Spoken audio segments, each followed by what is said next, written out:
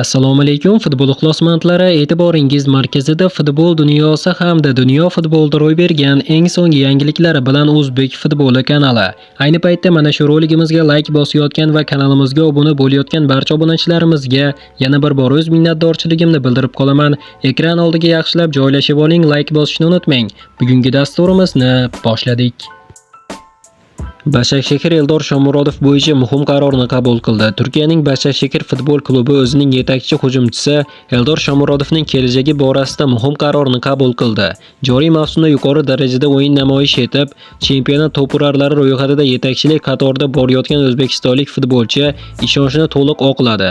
Shu bois klub uni jamoada saqlab qolishga qaror qildi. Jurnalist Salim Manaviyning xabar berishicha, Başakşehir rahbariyati Shomurodovning Roma klubidan ijara asosida shartnomasida ko'rsatilgan 2,7 million yevro miqdorda sotib olish operatsiyasini rasmiy ishga tushirgan. Shu bilan birga shartnoma shartlariga ko'ra O'zbekistonlik hujumchi keyinchalik boshqa klubga sotilgan taqdirda rimliklar transfer summasini 10% ga olish huquqiga ega bo'ladi.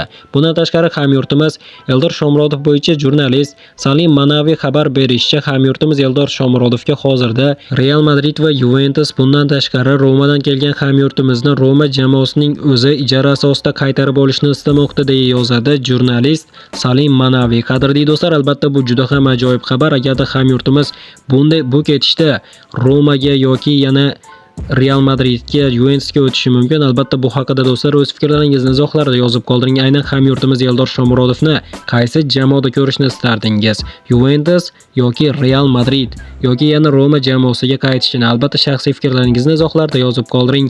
Barcha fikrlarni o'qib chiqaman. Bu paytda bo'lsa O'zbekiston terma jamoasi himoyachisi Abduqodir Husanov UEFA Chempionlar Ligasining 8-turidan o'rin olgan Manchester City Galatasaray uchrashuvida 2-0 hisobi qayd etilganda asosiy tarkibda maydonga tushib 90 daqiqa davomida harakat qildi. Husanov o'yin davomida 48 marta to'p bilan muomala qildi. U jami 40 ta uzatmani amalga oshirdi va ularning 34 tasi manzilga aniq yetib bordi. 85% ga aniqlik SofaScore portali futbolchining o'yinini 6,8 ball bilan baholadi. Abduqodir Husanovning himoyadagi ko'rsatkichlari: himoyaviy harakatlari 5 marta, faol kurash orqali to'pni olib qo'yish 2 marta, bittasi muvaffaqiyatli, raqib uzatmalarini to'xtatib qolish 1 marta, tozalash 4 marta, havodagi kurashlar 3 marta, bittasi muvaffaqiyatli. Manchester Cityning himoya va hujum chizig'idagi samarali harakat qilgan Ryan Ayt-Nuri SofaScore talqiniga ko'ra uchrashuvning eng yaxshi futbolchisi deb topildi. 8,3 ball. Shaharliklarning ikkinchi goliga mualliflik qilgan Ryan Sherkining o'yini 8,2 ball. Birinchi gol muallifi Erling Haaland 7,7 ball. Husanovning markaziy himoyadagi sherigi Nathan Ake 7,2 ball. Darvozabon Gianluigi Donnarumma esa 7,6 ball bilan baholandi. Mazkur g'alaba evaziga Manchester City 16 ochko bilan turnir jadvalida 8-o'rinni egalladi va Brus-8 final yo'llanmasini qo'lga kiritdi.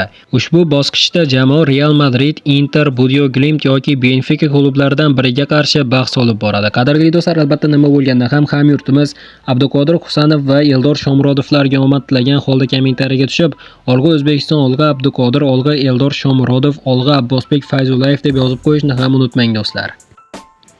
Qadrli do'stlar, bugungi videoda yetkazmoqchi bo'lgan yangiliklarimiz shulardan iborat edi. Video yoqqan bo'lsa like bosishni unutmang. Keyingi dasturlarimizda ko'rishguncha xayr, o'zingizni ehtiyot qiling. O'zbek futboli kanalimizdan uzoqlashmang. Tez orada ko'rishguncha do'stlar.